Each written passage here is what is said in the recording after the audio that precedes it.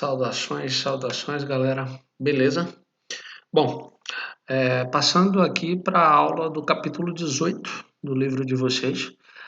Essa é uma aula relativamente curta, já que o capítulo é bem pequenininho. O capítulo tem apenas uma página e dá para compreender na maior parte da leitura o que está posto ali. Então, serão observações de ampliação acerca do que está sendo discutido no capítulo. O tema, como vocês já devem ter estudado, é a puberdade. Então, vamos ao capítulo. Bom, a gente quase sempre ouve a palavra puberdade. E quase sempre também ouve associado a uma outra palavra bem comum para vocês nessa idade, que é adolescência. Mas o que uma palavra tem a ver necessariamente com a outra? Bom, adolescência e puberdade estão vinculadas de certa forma, porque a adolescência começa com um processo da puberdade. A puberdade nada mais é do que a transformação do corpo humano se adaptando para o processo de reprodução. A gente não pode perder de vista que somos animais. Mesmo que sejamos uma espécie diferenciada, capaz de raciocinar, capaz de refletir, capaz de manifestar os nossos sentimentos através da escrita, da arte e de diversas outras formas, ainda assim somos uma espécie animal. E como tal, óbvio, a natureza nos prepara para a procriação, para a reprodução da espécie, para que ela se perpetue.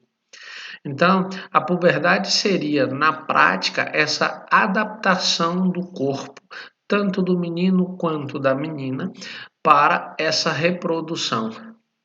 A grande questão, e que o livro não aborda, mas que está dentro desse cenário do debate do conteúdo, é que, se em outros momentos históricos o casamento ocorria ali por volta dos 12, 13 anos de idade, hoje, com as mudanças de perspectivas dos valores sociais, a forma como a gente pensa a sociedade, as relações humanas presentes nela, a invenção da ideia de infância que se dá ali no início da Idade Moderna, porque antes não havia adolescência, não havia a ideia de infância. Antes, as crianças eram chamadas de adultos idiotas. O termo idiota não está dentro do contexto que nós conhecemos hoje.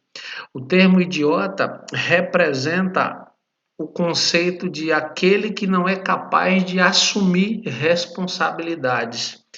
Então, dentro dessa categoria de idiotas, apareciam crianças e loucos. Porque tanto crianças quanto loucos não são capazes de assumir responsabilidades. Não podem ser responsabilizados por suas ações. É só na Idade Moderna, com a ascensão da classe burguesa, que nós temos então o surgimento da ideia de infância, o surgimento da ideia de adolescência e o surgimento da ideia de amor materno, por exemplo. Então percebam como todas essas questões são construções de valores sociais, de valores humanos, que são mutáveis dentro da ideia de tempo.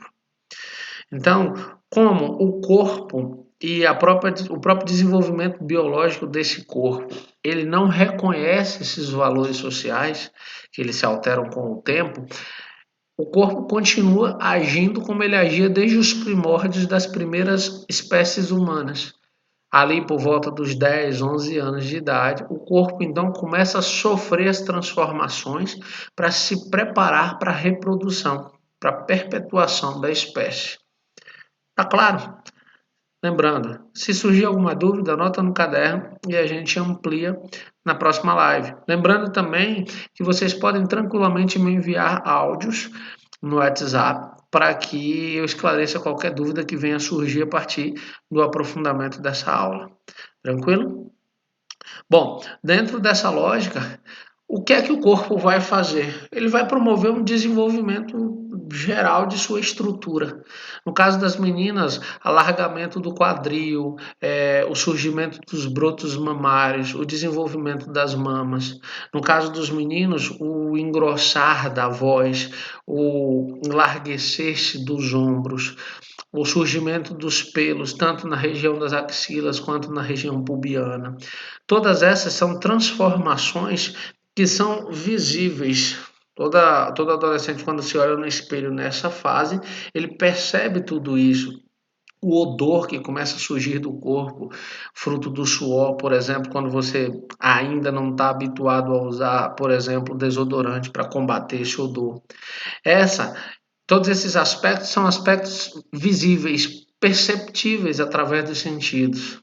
Mas existem também os aspectos que não são visíveis, eles são perceptíveis, mas eles não são visíveis. Por que eles não são visíveis? Porque a gente está, então, discutindo sobre essa perspectiva as transformações fruto dos fenômenos hormonais. Como vocês precisam crescer nessa fase, como o seu corpo precisa necessariamente ganhar outra estrutura, construir outra estrutura, você é bombardeado por hormônios os mais diferentes, hormônio do crescimento, por desenvolvimento cognitivo e todos esses aspectos. Daí as alterações de comportamento serem muito fluidas, acontecerem com muito mais facilidade, com muito mais normalidade. Por quê?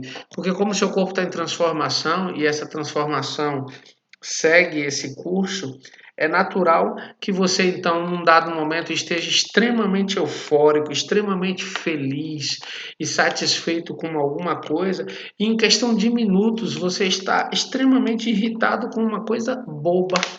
E às vezes você não compreende por que dessa mudança tão repentina. Mas todas essas mudanças são explicáveis exatamente por esse boom de hormônios que o seu corpo está recebendo. Em outros momentos, você é tomado de uma vontade imensa de fazer coisas, de reagir a determinados contextos históricos. Num outro momento, você é invadido por uma preguiça que te torna incapaz de se levantar da cama para fazer as atividades mais básicas. Todas essas situações, elas são reflexos claros desse bombardeio hormonal pelo qual o seu corpo está passando, fruto dessas transformações. Daí a necessidade, óbvio, de ter alguém na sua família, um pai, uma mãe, um tio, um irmão mais velho, com quem conversar, exatamente para esclarecer todos esses fenômenos. Por quê? Porque eles já passaram por isso. Eles sabem todas as reações que o corpo humano acaba desenvolvendo nesse processo de crescer, de se tornar outro. Então, tendo esse canal de comunicação com outras pessoas da sua confiança, da sua família, é importante esse diálogo para que você não sofra com essas alterações sem o devido conhecimento. Tranquilo? Percebe como o assunto está muito ligado ao cotidiano, ao dia a dia de todos vocês que ou passaram ou estão passando por todas essas transformações? E óbvio, por estarem dentro do cotidiano de vocês, fica imensamente mais fácil compreender. Não mais fácil de lidar, porque os conflitos são permanentes nessa época, mas pelo menos mais fácil de compreender, pelo menos mais fácil de pensar outras possibilidades, outras situações para enfrentar de forma mais tranquila todas essas transformações. Afinal de contas, mudar é sempre um desafio. E principalmente quando essa mudança não é uma escolha nossa, é uma escolha, antes de tudo, da própria natureza. A própria natureza que nos enquadra enquanto uma espécie animal que tende a passar por todas essas transformações como processos de sobrevivência, de perpetuação da espécie. Tranquilo? Eu espero que eu tenha conseguido ser claro na explanação desse conteúdo. Se você ficou com alguma dúvida, lembrando que semana que vem tem prova, então você pode ficar à vontade para me mandar as mensagens pelo Zap e eu esclareço por áudio, caso surja alguma dúvida. E durante até o fim dessa semana eu disponibilizo os conteúdos que eu irei cobrar na prova. E aí eu ponho lá no grupo do 8º ano. Tranquilo? No mais, então, um forte abraço e tchau, tchau, galera.